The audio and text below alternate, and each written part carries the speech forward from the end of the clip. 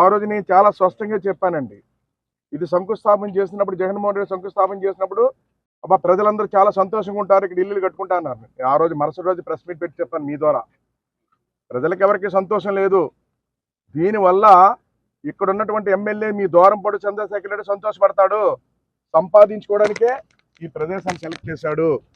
భూమిలోని కొట్టేశాడు, బిల్డింగ్ లోని కొట్టేశాడు అని ఆ రోజే చెప్పాను. ఈరోజు 16,000 మందికి ఇల్లులు ఇస్తే ఇక్కడ 218 మంది ఇప్పటికి 4 సంవత్సరాలు ఇల్లు కట్టుకున్నారంటే ఏంటంటే కారణం ఎవరికి ఇష్టం లేదు. ఇక్కడ రావడానికి ఇష్టం లేక ఏమండి ఇప్పుడే అమ్మ చెప్పింది ఇల్లులు కట్టుకున్న మంచినీళ్ళు లేవని చెప్పేసి. ఇప్పుడే ఫోన్ చేసి చెప్పాం కమిషనర్కి మంచినీళ్ళు ఇవ్వమని చెప్పి.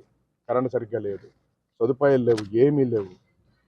కేవలం వాళ్ళ స్వార్థం కోసం ఇక్కడ ఉన్నటువంటి ఎమ్మెల్యే దూరంపాటి చంద్రశేఖర్ రెడ్డి, జగన్మోహన్ రెడ్డి వాళ్ళ స్వార్థాల కోసం పేదవాడికి ఇల్లు ఇచ్చిందంటే కూడా కొట్టేశారండి. ఈ రోజున రేట్లోని కొట్టేశారు, బిల్డింగ్ పేరుతో చూపించి కోట్లాది రూపాయలు కొట్టేశారు.